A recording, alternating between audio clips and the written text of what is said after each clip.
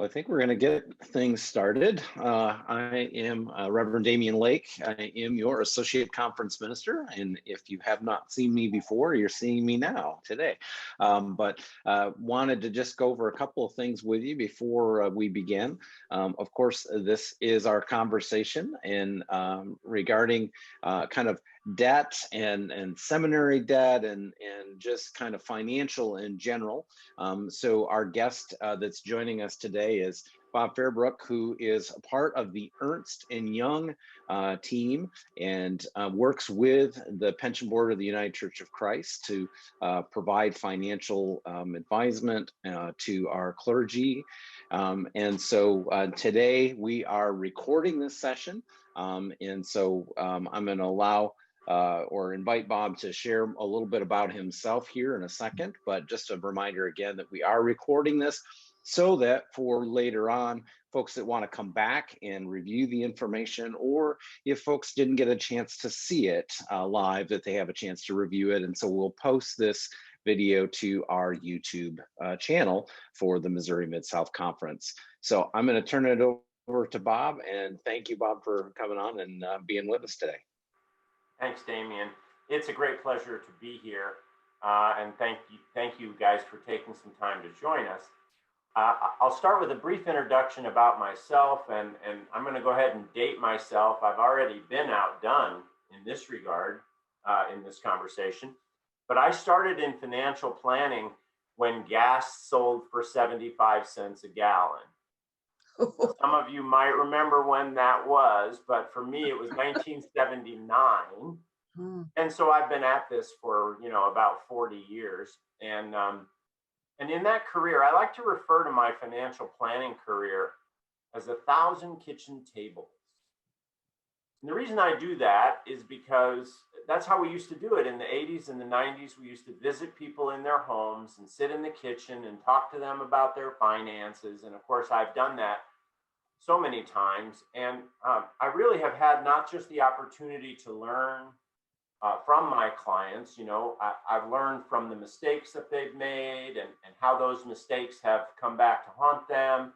I've also learned a lot from the good decisions that they've made and how they've worked. And I've had the benefit of seeing the entire arc of their financial life. I've been working with some of the same people since they were in their 30s, who are now in their 70s.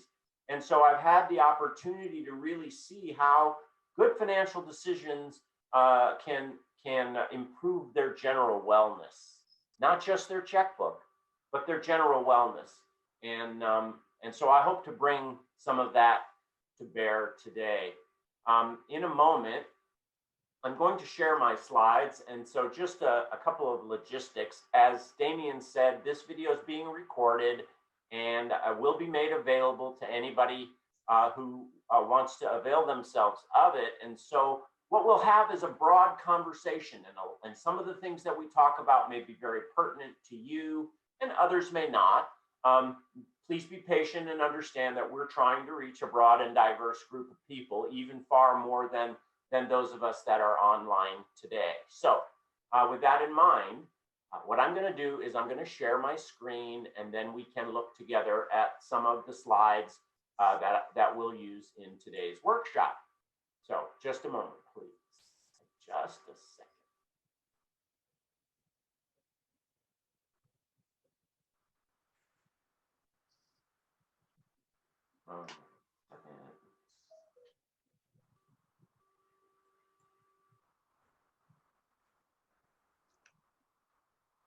Okay, so hopefully your screens have changed and now you can see my slides. And what I'd like to encourage is, if you do have a question, feel free to interrupt me. This is a very casual conversation. And as I mentioned earlier, all you have to do is push your space bar, and you can speak while your finger is on your space bar, and I'll be able to hear you. And as I say, feel free to interrupt. So the conversation today is going to focus on debt management, but it's broader than that.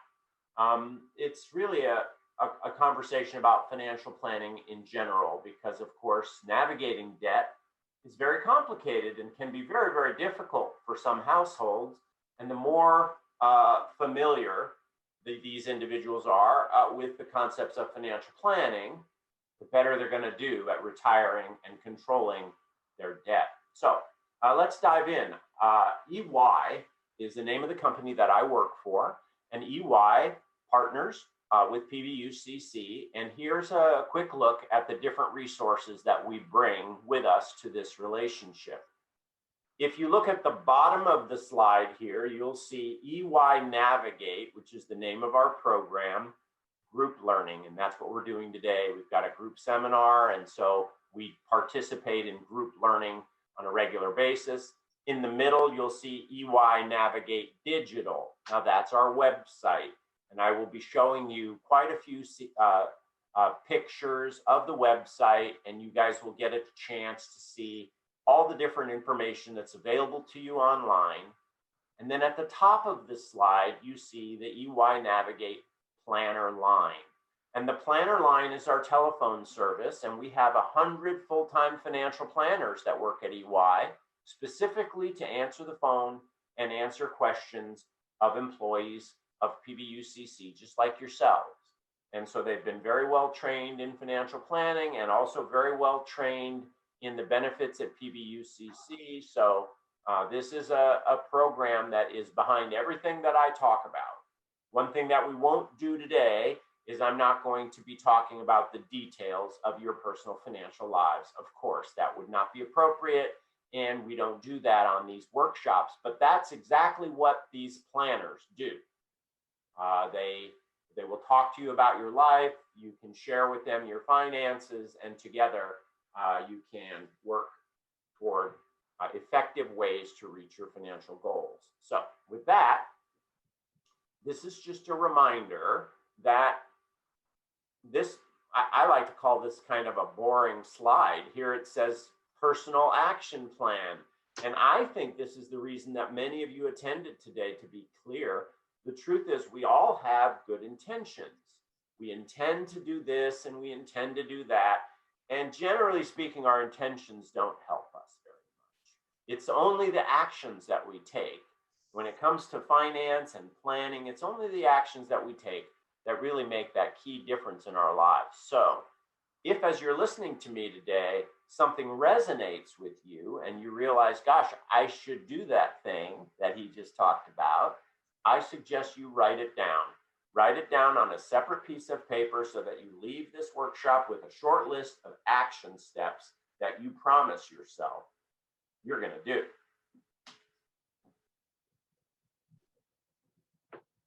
As I think back to 40 years of financial planning, and I think back around the insights that I've developed over the years, I realize that the most important thing is that each individual has a different relationship with money. And when we think about the word relationship, a lot of times we don't equate that to finances. We don't think about having a relationship with our money, but we do actually. You know, I'll give you some examples. Some people use money to make themselves feel better. Some people use money to share. Some people use money as a weapon. Some people use money, in a whole variety of different ways. And so I always start by asking a rhetorical question. I want you to think for a moment about what your relationship is to your finances, what your relationship is to your money. And if you're married or you have a life partner, you should stop and recognize that you and they have a different relationship with money. It's unique. It's kind of like a signature. And so in marriage or partnership, there's always things to reconcile. And here it's true as well. So what is your relationship to money, and how does that impact your overall life? I begin with this concept of a life equation. And so here I mentioned a moment ago that I've seen the arc of finances in people's entire lives. And when we talk about a life equation, we all have a life equation. And you could imagine one person's life equation might be, they worked in a hospital their whole life as a custodian, for example. So maybe they made $30,000 a year, and they did that for 30 years, and maybe they had a pension and Social Security, and then they retired. And so now you can imagine that person's financial life. And then maybe somebody invented some software when they were 15 years old, and it turned into Apple Computer. And that, of course, would be a completely different financial life equation, right?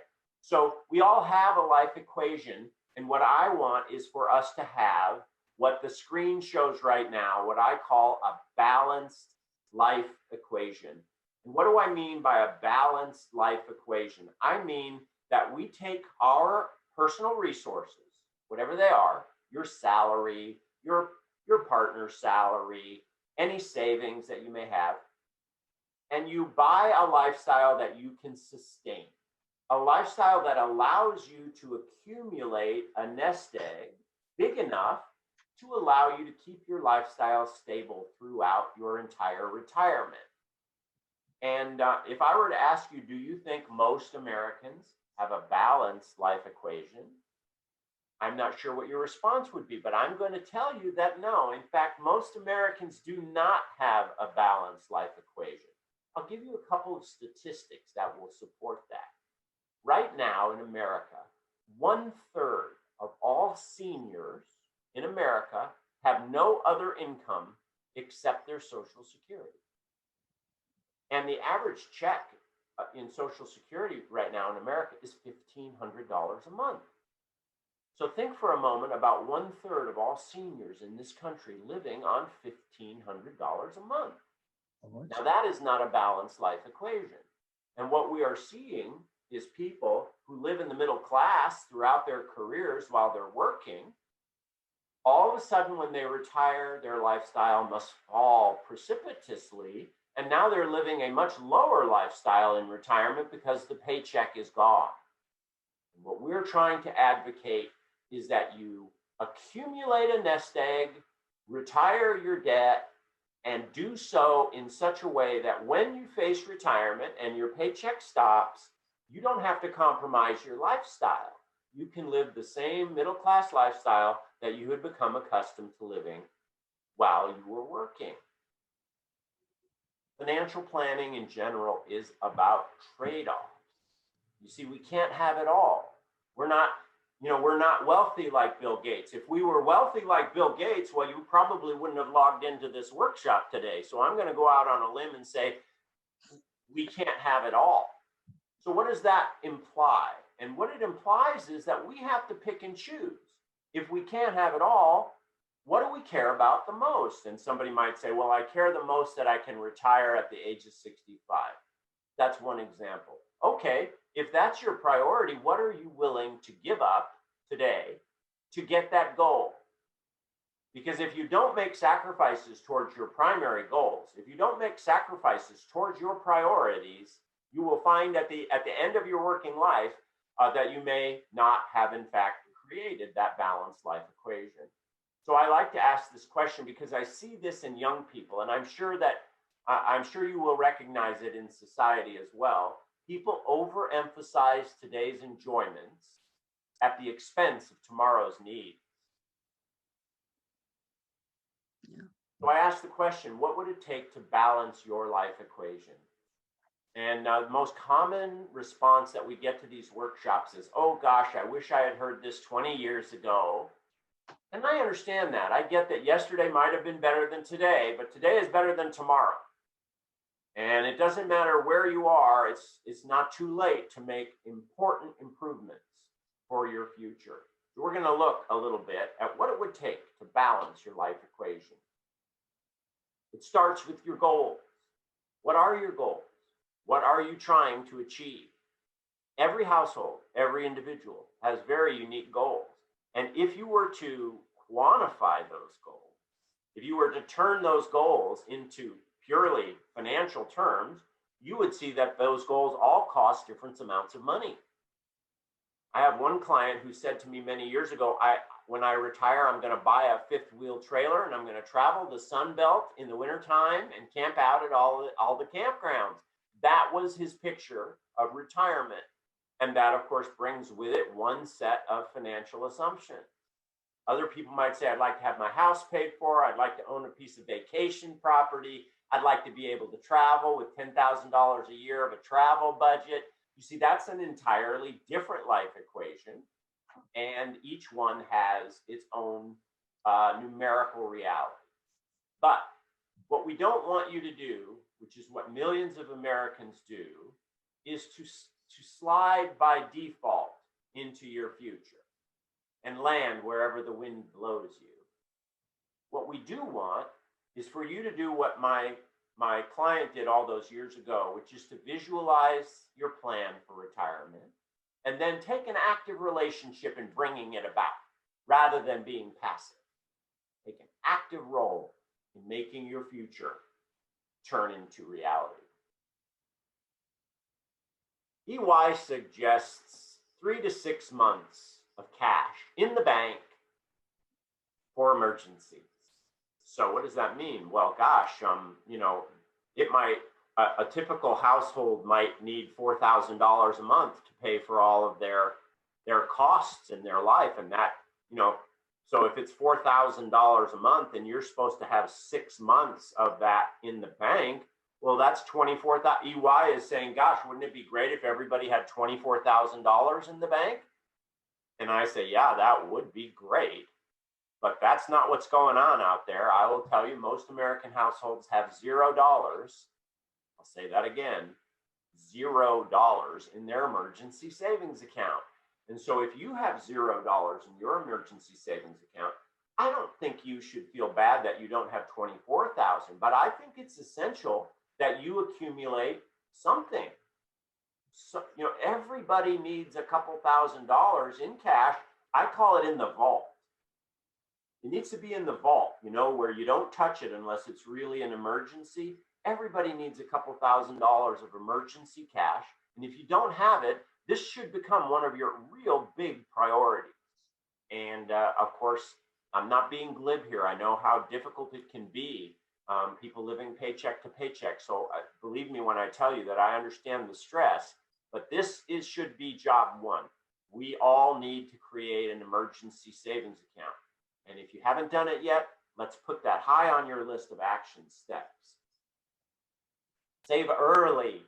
There are lots of ways to calculate how your money can accumulate over time. This is just an example that a 35-year-old who saves $500 a month can accumulate it can accumulate $887,000 at the time they're 65, simply with an assumption of 7%. So that is an example of how far you can go with a small a small commitment to monthly savings can make a huge difference in the future in terms of your goals. Now here I'm going to talk about 2 financial planning tools that are very basic and very critical. And most people don't have the right perspective in our view on these 2 very simple tools. One of them is a cash flow statement, and one of them is a net worth statement. There's a man named John Bogle who passed away recently, but he is somewhat famous in financial services. You may have heard his name. He founded the Vanguard Group of mutual funds back in 1974. So he became very famous, and the Vanguard Group of mutual funds is now the largest mutual fund company in the world. And John Bogle once said, Americans need to get away from the paycheck mentality, and they need to move toward the net worth mentality. So let's take a look at those 2 things. The paycheck mentality is like this. Here's my paycheck. I'm going to get another one in 2 weeks. How can I make this paycheck last until I get my next paycheck? But the net worth mentality is different. The net worth mentality says, how much have I accumulated in my life? And have I accumulated a big enough safety net that it will carry me through my retirement years? It's just a different way of looking at things. Now, a cash flow statement represents one of the biggest mistakes that we see Americans make. Now, let me ask you a quick rhetorical question. I want you to think about this in the quiet of your own mind. All things being equal, would you rather learn your life lessons from your mistakes or from somebody else's mistakes? Yeah, now here most people agree, oh gosh, I'd rather learn my lessons from somebody else's mistakes. Let them have the pain and the suffering, and I just get the insight, right? We all agree. Well, we agree, but that's not what happens. What happens is we have to learn the hard way. Until the pain hits us, we don't get the point. Well, with cash flow, one of the biggest mistakes Americans make is that they don't know how much money they spend.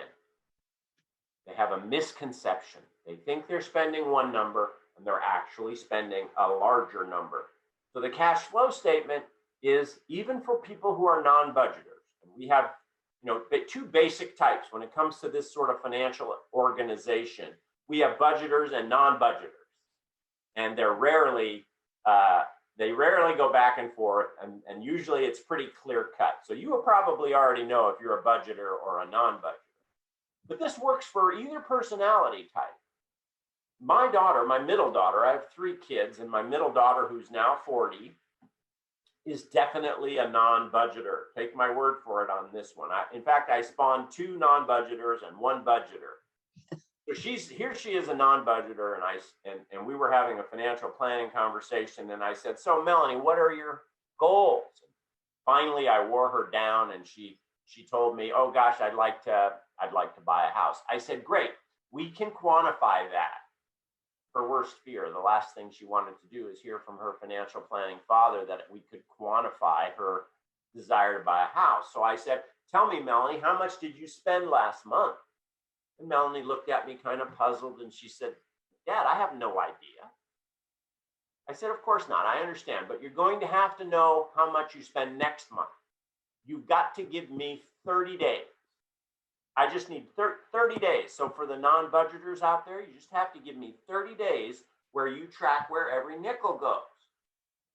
And at the end of that 30 days, we're going to be able to answer that very famous question, where does all the money go? And it's going to be very important to be able to discern between those items that are not discretionary, that you have no choice over, and those items that are discretionary. And it's fascinating because that's where all your control lives, in your discretionary spending. COVID has been quite an interesting experience for us in the last year, especially where discretionary spending is concerned. I'm going to give you a quick example of the classic discretionary spending issues. Eating out too much, going to entertainment like ball games or concerts, travel, vacation. Well, guess what? We haven't been able to do any of those things in the last 12 months. And so people's discretionary spending across the board has gone way, way down. Ironically, many households have more money during COVID than they had before. And unfortunately, a lot of that is getting spent on Amazon.com, but not all of it. And so understanding discretionary spending is a key, a very important key, and that can be done with a cash flow statement. And if you're one of those meticulous budgeters, good for you. You already know how much you spend. And if you're one of those non-budgeters, that's okay. You've got to give me 30 days. And you've got to make sure that all partners, everybody in the household is participating, because you need a real sense of it. Now, net worth is different than cash flow. Cash flow measures all the dollars that come into your life. But net worth is different. Net worth tells you if you take all your assets and you subtract your debts, how much is there? And Americans don't really have a clear sense of their net worth. And so our challenge to you is to calculate your net worth once a year and keep the number in the same place. So it could be on a yellow legal pad, or it could be on a spreadsheet if you're a computer person. The point is, if you keep your net worth number in the same place every time, then when you sit down with a financial planner or you call the Ernst & Young financial planner line, you will have a data set that will allow us to see, are you even moving in the right direction? Are you moving in that direction at a pace that will take you where you want to be when you want to retire? So the net worth mentality is a way of changing your head so that you begin thinking, am I achieving the goals that will take me where I want to be later in my life? And there's a myriad example of all the different little things we can do in our lives that save us a few pennies here and there. You know, eat out less and exercise at home instead of joining a gym, and drink our coffee at home instead of, you know, buying it at Starbucks, or any number of examples of that. I just want to let you know that we did the math on this one, and I hate to pick on Starbucks, but I'm going to because they're low-hanging fruit. So here we go. We did the math.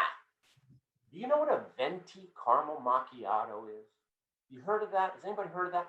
A venti caramel macchiato is a $7 cup of coffee that's about this huge. And so we did the math. A 30-year-old who stops at Starbucks every day on their way to the office and buys themselves their favorite cup of coffee, yep, if they do that for 35 years and then they retire at 65, just the coffee means now they have to work for another 4 years. Just the coffee. Now, people don't realize the impact of the choices that they make. Of course, if I went to Starbucks and I talked to everybody in line and I told them what I just told you, they'd all back out of the store. I'm sure Starbucks would not want me to do that. But you get the point. Small changes in your daily behavior can make an enormous difference. You know, you can think, well, how does it change a person's life if they don't get Starbucks, but they have to drink coffee at work when they get to work? Well, okay, it's a compromise, but let's face it, it's not a huge compromise. So can we make small compromises in our lives every day, funnel a little bit of that money every day into the right kind of savings vehicle, and arrive at the age of 65 or 70 with a nest egg big enough to pay for our lives? And that's really what we are getting at here. That's really at the heart of this message. So know your numbers, net worth, understand the interest rates that you're paying. Interest rates make a huge difference. And know how much debt you have compared to your income and compared to your assets. So this is a quick look at the FICO score, the credit score. You know, we live in a digital age, and I like to say it's a little bit like high school, where they're talking about you behind your back. Well, they're talking about you behind your back, whether you like it or not. Now, who's talking about you? Here, I'm talking about the big banks. I'm talking about the Visa card companies and the lenders. They all want to know, how good are you at paying your bills? How much money do you make? What do you spend your money on? And guess what? Because we live in this computer age, they know all of that. They know what you spend your money on. They know how much you make. They know the difference between you and your neighbor. They send you and your neighbor different mail. And whether you like it or not, it's almost impossible to get off of that information treadmill. So consequently, it becomes very important that we know what our credit score is. Unfortunately, it's gotten much easier to find your credit score, but it's critical that you understand. And what you see on the slide here is what we know about the credit score. We have a general sense of how important these different things are. And if you just look at the two on the bottom, you see the amount that you owe is 30% of your credit score, and your payment history is 35% of your credit score. So just those two things are 2/3 of your credit score.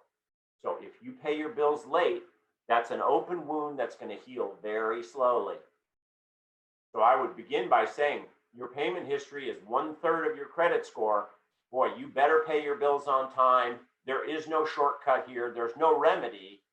If you do not pay your bills on time, your credit score will suffer, and no matter what anyone says, it will take quite a long time for that to heal. So this is one of those capital errors that we want to avoid. And then, of course, the amount that you owe is also a critical factor in keeping your credit score high. If I had to pick a number, I would say, boy, I really want my credit score to be at least 700. I really want it to be higher than that. It can go all the way up to 850. If it starts to get into the 6s and down below 700, it's going to cost you more money to borrow.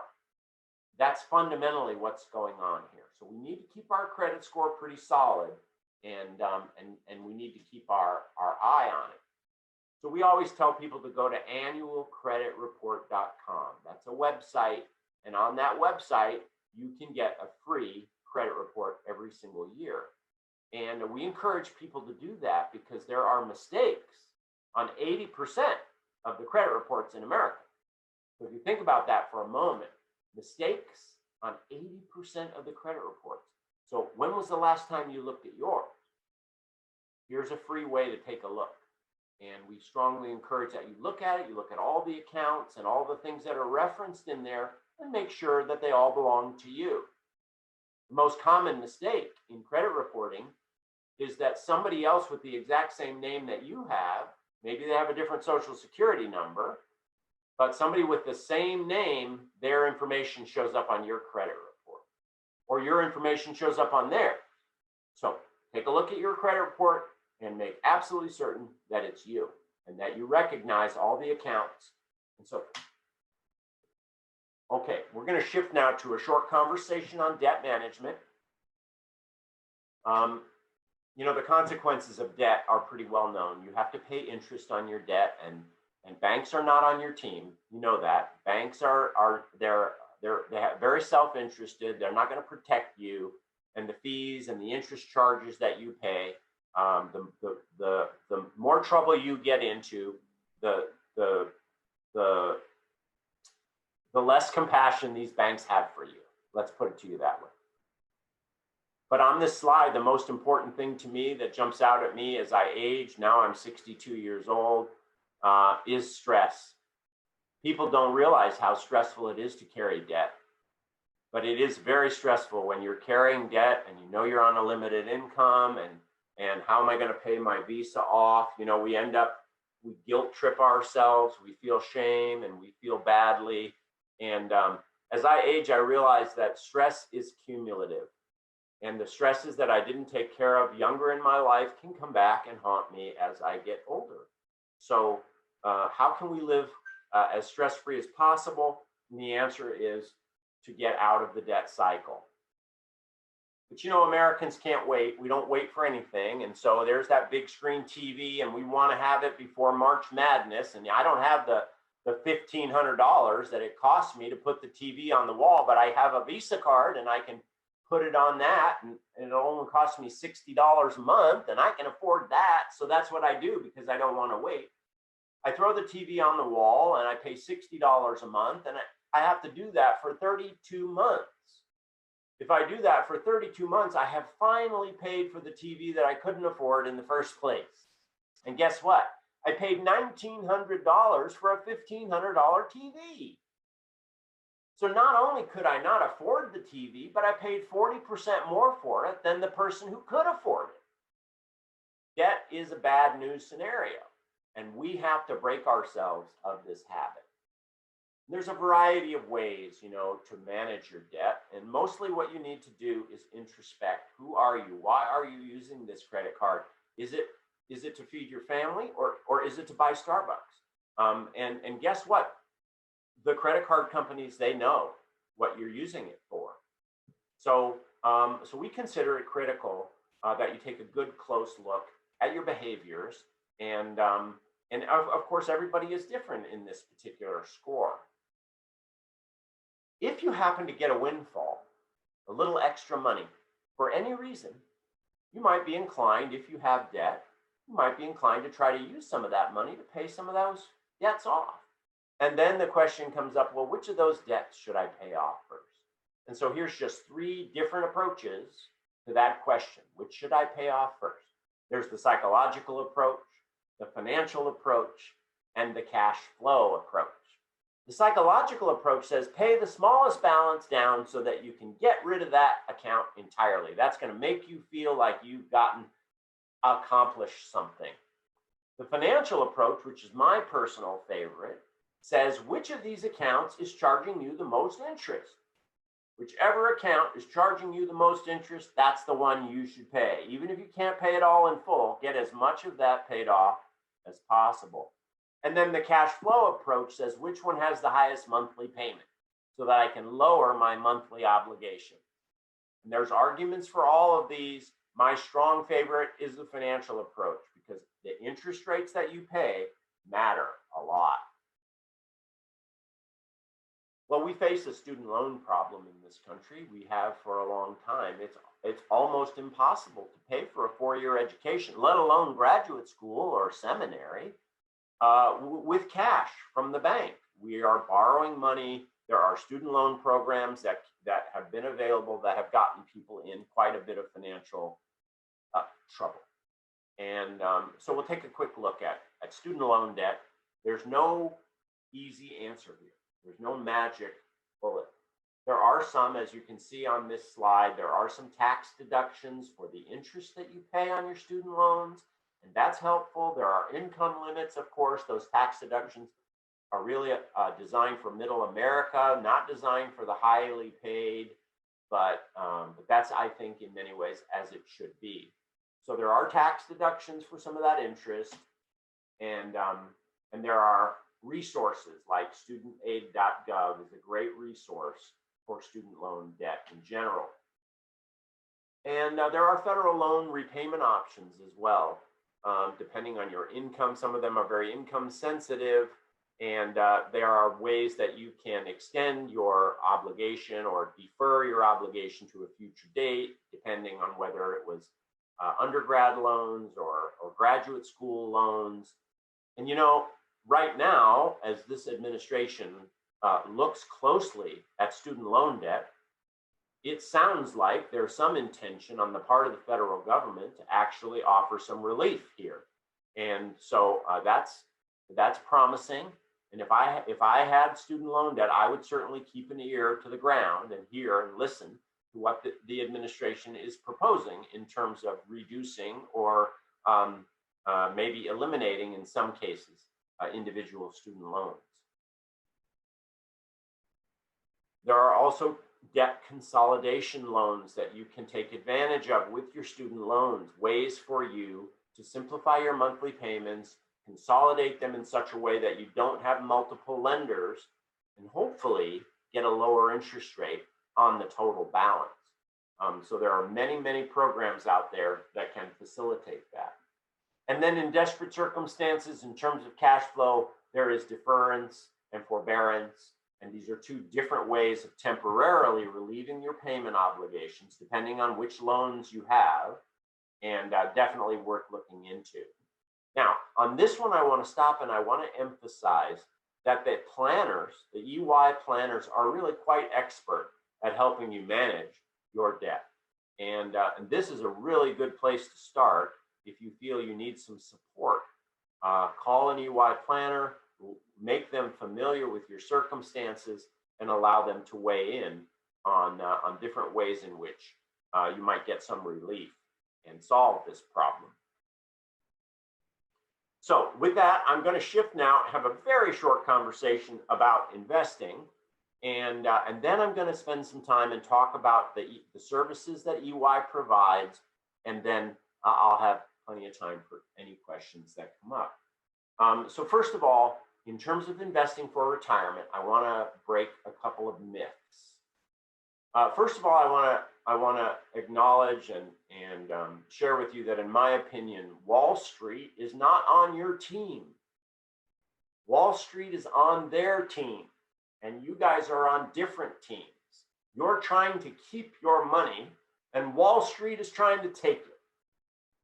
And so it's sort of important for you to realize who your friends are and who your friends are not. And the fees matter. The fees that we pay as investors make a huge difference.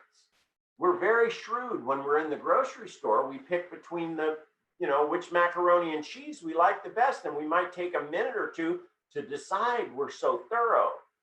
But then with our investments, we don't even look. Most Americans don't even know the fees they're paying to have their money invested. And this is a shame. First of all, it's an invitation to Wall Street to just put a vacuum cleaner in our pocket and suck our money out. And that's not being a good consumer. So I do like to begin with the sense that we must know what we're paying and make sure that we are good consumers of our products, because not all products are are charged the same fees, and fees make a huge difference in our accumulation later in life. This is a very quick look at the history of the market, and this goes back 97 years. So this goes all the way back to 1926, and it shows really, this slide shows what has happened in the last 100 years with cash, bonds, and stocks. So we're going to take a look at this together. And it also shows inflation. The gray graph is the rate of inflation. And if you look at the box in the middle, you see the averages. So if you look at the gray average, you see inflation has averaged 2.9% over the last 97 years. And cash, which is the green line, has averaged 3.3%. Bonds have averaged a little over 5%. Large American stocks, that's the light blue line, they've averaged 10%. And small American stocks have averaged almost 12%. So if you took $1 in 1926, and you had invested it at the rate of inflation, that $1 would have grown to $14. And you can see it on the right-hand side of the slide. If you had invested the same dollar in cash, it would have grown to $22. That beat inflation, didn't it? But not by very much. If you had put that same dollar in bonds, it would have grown to $159. So that beat inflation as well. But look what happened if you had invested in the stock market. You see, $1 in large American stocks grew to $9,000. And $1 invested in small American stocks grew to almost $40,000. You see, the stock market has stayed way ahead of inflation for the last 100 years.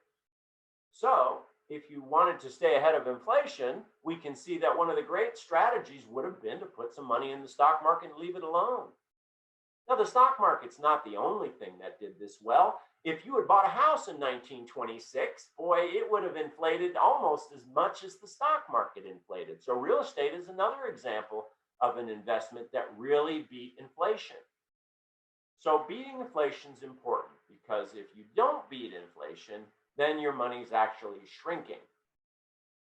My dad gave me permission to share this, but my dad retired from his career in 1987, and that's a long time ago. Now it looks like his retirement's going to last longer than his career lasted. So that's interesting, but it's a math problem. But in any event, when my dad retired in 1987, his pension was $1,800 a month. And he was so excited. He thought that was terrific. But you know, he didn't have a cost of living adjustment in that pension. There was no inflation built into that pension. So next month, he's going to get a check for $1,800, just like he got back in 1987. And I guarantee you the $1,800 does not buy today what it bought in 1987. So how are we going to stay ahead of that? And the answer is invest in stocks wisely, not blindly. And by the way, we're certainly not suggesting that you put all your money in the stock market. Not at all. This is another area that the EY financial planners can be a huge help to you. Help you figure out your personality, how much risk you should take, what investment vehicles are appropriate for you, and so forth. So we'll take a few minutes now to review all the different features that you can get through Ernst & Young and all the support that they have available to you in planning your finances. We talked about the website. We obviously talked about the financial planner line, and those planners can be very, very helpful. We have financial guidance and lots of calculators on our website. Nowadays, videos are very, very popular, and so you can go to our website and you can watch videos on 100 different topics that might be interesting to you. Topics like planning, funding for your kids' college or your grandkids, or topics like tax planning and budget consolidation and even student loan debt, all kinds of videos on a variety of different topics. This is a look at our website. And if you can follow, I have a little red box that's going to move as I push my button here, and you'll see all the different tabs that you can go. Right now it says my goals, and then there's the learning center, and there's the tab that you would click if you want to work with one of our financial planners. You can do it on our website. You can literally click that tab and send a message to our people, and then one of our planners will reach out to you.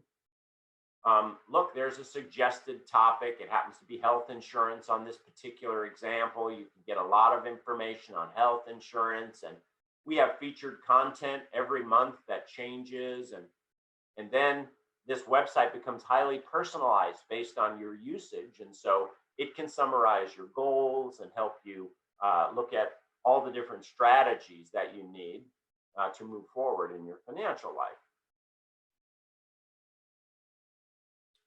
EY Navigator.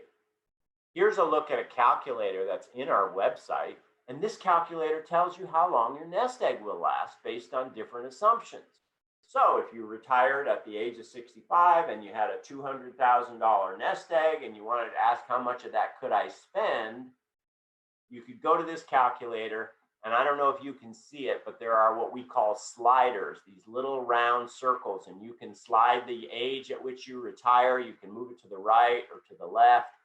Your savings rate, you can move to the right or to the left, your annual income, and so forth. And as you make those shifts, it affects how long your money will last. And so the idea would be to sync that all up in such a way that your nest egg lasts your life expectancy. That's the goal. And this is just one tool that will help you do that.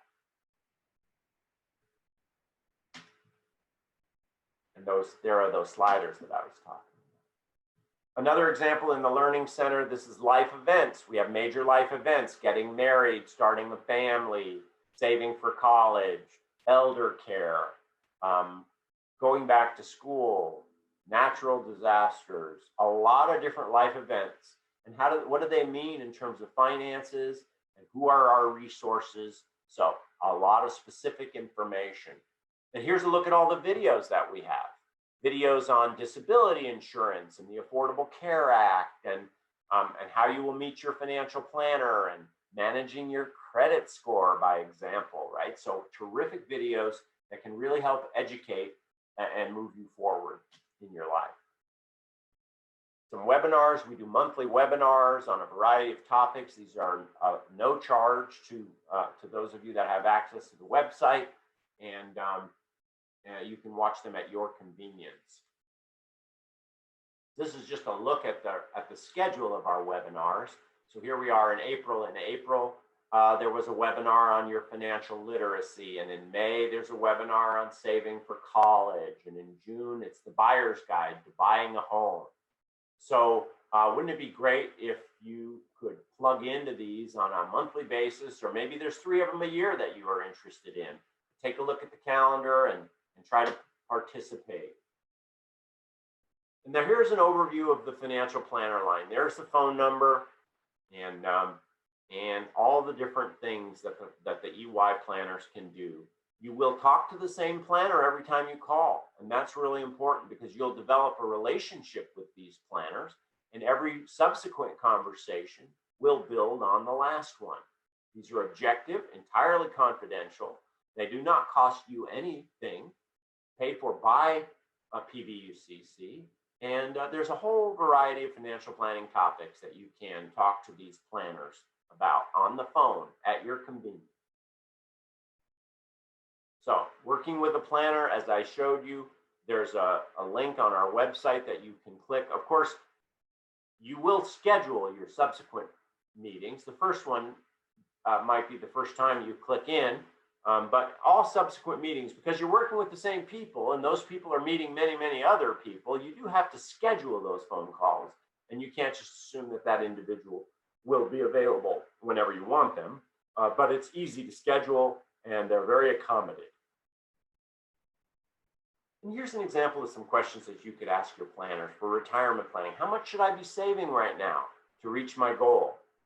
Should I be contributing to my 403B, my retirement account, my IRAs? Am I on track? Will I be able to afford to retire? And for investment planning, what type of investment account should I have? How much should I be investing in stocks or bonds? Should it be 10% of my portfolio or 50% of my portfolio? And the EY planners can help you with that. Is this a good time for me to buy a house? How should I navigate that? And of course, our planners, we're not mortgage experts, but we can help you figure out how much of a house you can afford within your budget and what those payments would be and so forth. Education planning, cash flow planning, debt planning, all of these are examples of conversations you can have with the EY planners. Tax education, insurance, and importantly, estate planning. You know, most people pass away without untying their own knots. And if you pass away without untying your own knots, that means that your loved ones have to untie them. And this compounds their grief. And so we always encourage people to think thoroughly about what they care about. And now our planners they're not estate planning attorneys. We don't write wills and trusts, but we will have conversations with people about what they care about so that they can then get the proper legal support that they need to make sure that the documents are in place to make the transition of those assets and finances consistent with your wishes and easy for your heirs. And that's a real important priority. We see, of course, at the time of, and you as ministers see this and have seen this many, many times in your life, the death of a loved one creates havoc in a family at times because, you know, money matters and who got left what, but you know, it's the psychology also. You know, was I properly loved by my parents, and how come this guy got that and I got this, and so a focus. It's appropriate to put a focus on asking the question, what do I care about? Have I got things organized? And the EY planners can help you with that. So here's a rhetorical question: what 3 actions will you commit to taking following this workshop?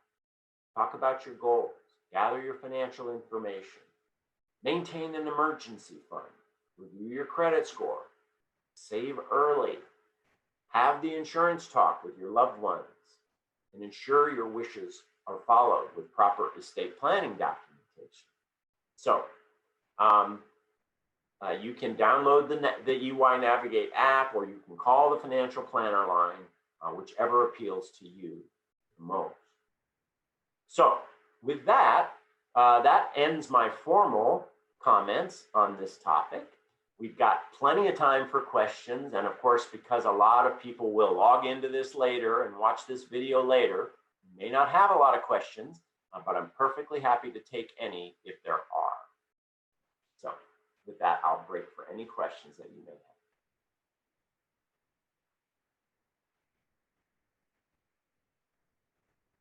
All right, Damien, you want to, any final summaries?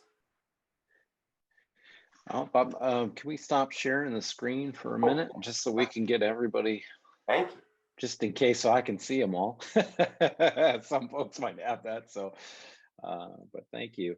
I appreciate some of that information. It looks like Tom has a question for us. Tom, you want to unmute and ask away? And Tom, all you have to do is hold the space bar down and that'll unmute you.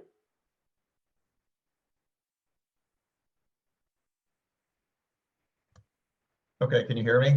I can. Oh, super. Okay, I wrote down a few questions. What about like long-term care for like insurance for long-term care if to go into a nursing home? When is it a good time to buy that, or when is it too soon, or when is it too late? That's a great question, Tom. I'll start by asking, any guesses when most people buy long-term care? Any guesses? When it's too late. That's the answer. You nailed it. They wait till they're 65 or older, and this is not the best time to buy long-term care insurance because, of course, most people by the time they're 65 do not have a perfectly clean medical record. Most people by the time they're 65 have been to the hospital or once or twice, and boy, that's going to make your long-term care more expensive. So in general, I don't think a 30-year-old needs to buy long-term care insurance. I think that's premature. But the older you get, the more expensive that this is going to cost. And so this is sort of a general answer, Tom, but I would say once you reach 50, it's time to really start deciding, do I need long-term care? And if you're healthy, then now's the time to go shopping. Because a 50-year-old who buys a long-term care policy will keep their premiums lower as they age. It doesn't mean you'll pay less in the long run. You may actually ultimately pay more because you paid for more years. But the key is, what will your premiums be when you're 85 years old?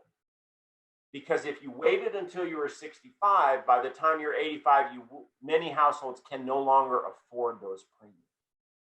But if you had purchased it when you were 50, even though you're still paying premiums when you're 85, the premiums will be significantly lower because you started the policy earlier. So if I had to pick a number out of my head, I would say 50 or older, it's time to go shopping for long-term care. Now, the other thing is, not every household needs long-term care. And yet many do. So this is a great example of a conversation that you could have with the EY planners to find out whether your nest egg is sufficient to self-insure long-term care. Some people can do that and others can't. Many times the equity in your home becomes your long-term care policy, in effect. So in any event, again, the EY planners are quite expert on this, and my general answer would be 50 and above. Appreciate that question. The second question I have is, what's an easy way? I understand stocks, that's just investing in one particular company. But what's a good way to explain if there's a difference between a fund and a bond? And then what are good definitions to explain to somebody what a fund is and what a bond is? Thank you. Okay, first, I mentioned stocks, bonds, and cash. So let's just talk about those three very quickly. Cash, the examples of cash are your checking account, your savings account. I'm not talking about the green stuff now. The green stuff is also cash, but that's different. I'm talking about cash as an investment. Now, what are the attributes of cash? Well, it's liquid, right? You can go get money out of your checking account anytime you want, or it's also earning a little bit of interest, although not very much these days. So cash also is safe in that it does not fluctuate up and down, right? The market can crash. If you had $1,000 in the bank, you still have $1,000. It didn't go down because the market crashed. Bonds are a loan, literally. You're lending, when you buy a bond, you're lending your money to somebody, an organization, a municipality, a corporation. Just like when you borrow money to buy a car, you promise to pay it back. And then after 5 years, you've made all your payments, you paid it back plus interest. And that's what a bond is. Only when you buy a bond, you are the lender. You're on the other side of the equation, and the borrower promises to pay you interest. And then at the end of the term, they give you your money back. So bonds they do go up and down in value, but they're not very volatile. They're much less volatile than stocks. And stocks, when you buy a stock in a company, you own a small fraction of that company. You literally own a small piece. And so if that company does well, then your piece gets bigger. And if that company does poorly, then your piece gets smaller. All right. So those are very generic descriptions. And then you mentioned, what if I invest in a fund? And so here's where it gets a little murky, but we'll try to keep it simple. A fund is just a gathering of all of these investments into one particular account. And it's managed, theoretically, it's managed by a professional who makes good decisions about which bonds to buy. You can have a fund that does nothing but buy cash, literally. And it's still a fund, though it's called a money market fund. It's a fund, and they have 1,000 different cash positions, but it's all cash, and you're earning interest. You can buy a fund that does nothing but buy bonds. You can buy a fund that does nothing but buy stocks. You can buy a fund that does nothing but buy small stocks in Brazil. You can buy another fund that does nothing but buy big stocks in America. My point is that you can buy different funds that focus on different things, and they all have different characteristics in terms of how volatile they will be. I will go out on a limb now and tell you my favorite funds. I'm not going to give you the names. I'm going to give you the concept. I'm an index person. I like to buy the broadest index funds that you can buy. There are funds out there. Here's a very famous one. Actually, there's a bunch of them. The S&P 500 index funds. Now, most people have heard of the S&P 500. So if you buy the S&P 500 index fund, you're buying, with every dollar you put in that fund, you're buying a little piece of the 500 biggest companies in America. That's what the S&P is. So are you ever, if you buy that fund, are you ever going to beat the S&P? No, you just bought the S&P. You are the S&P. You're never going to lag it, and you're never going to beat it. You're always going to get the return of the S&P 500 as an example. So I really like index funds. They're broadly diversified. Their fees are very low. And you can buy index funds that are only bonds. You can buy index funds that are only stocks. You can buy foreign stock index funds, domestic index funds, and the funds that you have in your 403B lineup, there are some index funds in there as well, but they have broadly diversified, low cost, well-managed funds. So that's my general answer to your question. And I'm happy to be more specific if I can help you further. Oh, that was really good. And the last question has to do with stocks. Through my investments, when I've talked to my financial planner, I have brought up, well, this stock is high. Should we sell it? And the response was, no, you're young. You just want to hold on to it. Okay. So one, kind of explain that thinking as opposed, instead of trying to, why would I be told not to sell it to make a profit, as opposed to holding on to it? And then when, for my mother in particular, she has a Home Depot stock right now.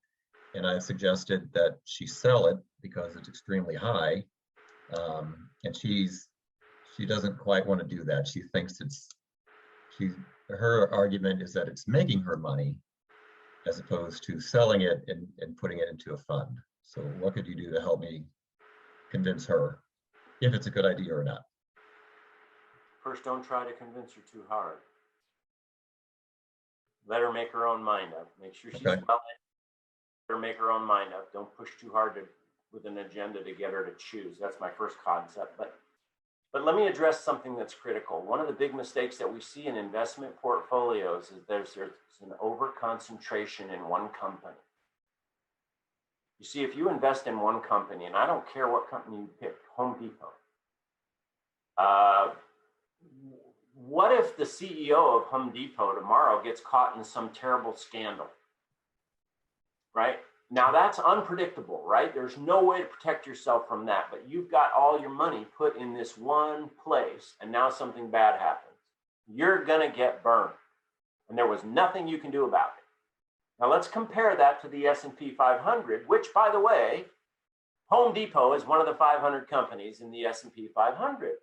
So if you buy the S&P 500, you own some Home Depot, don't you? And now if that CEO gets himself in trouble, you just lost some money. But guess what? You also own 499 other companies that are completely unaffected by what this guy did. And so then you would ask yourself, well, why would I own Home Depot, which has all this company risk, when I could own the S&P 500, which has almost no company risk? Now, there's an answer, a good answer. I think Home Depot is going to make more money than the S&P 500. I think the Home Depot stock is going to outperform the other 499 companies, right? And if you believe that, then maybe you would want to hang on to Home Depot. But here's what I like to say about the word may. Here's what I say. I say you may be right. And if I say you may be right, that implies that you may be wrong. Yeah? Okay, guess what? 95% of the time, the companies in the S&P 500, I'm going to say this again because the numbers are so important. 95% of the time, the companies in the S&P 500 fail to beat the average. That means you have a 5% chance with Home Depot, a 5% chance of beating the market. That's a sucker bet. Why not just buy the market and sleep well at night? Right? Now, who has beaten the market recently? Apple, Amazon, Facebook, Google. Okay, well, should we buy those 5 because they're doing so well? No, because Murphy's Law, as soon as you do that, one of their CEOs is going to get in trouble.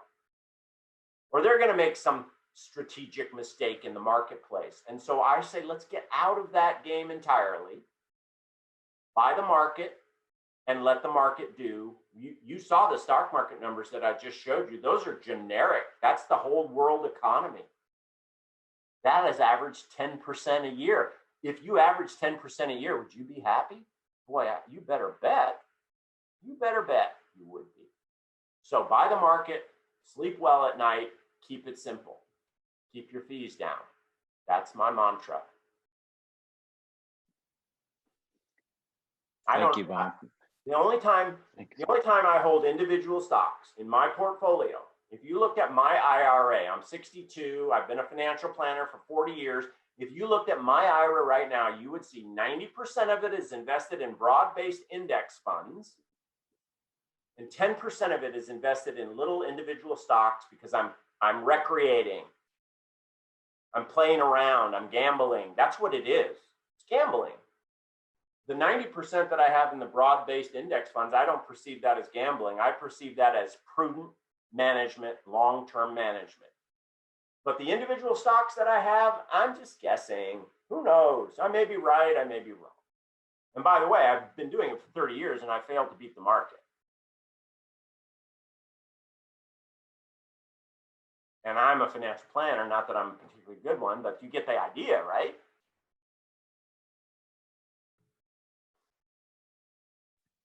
Thank you, Other Bob. questions? Those are great questions. Bob, I want to recognize that we are actually out of time. Unfortunately, we have another workshop coming up here shortly that we have to prepare for. But we want to thank you. I think many of us have learned a lot more today than what we knew an hour ago when we stepped onto this, and we want to. We know we'll bring you all back, and we'll bring you back again next year, hopefully for another round of interesting discussion. And again, just a reminder that if you are UCC clergy, we have access to Ernst & Young, as Bob has mentioned. You get assigned to work with a particular person, and that is your person to stay in touch with. And I can't say enough good things about Ernst & Young.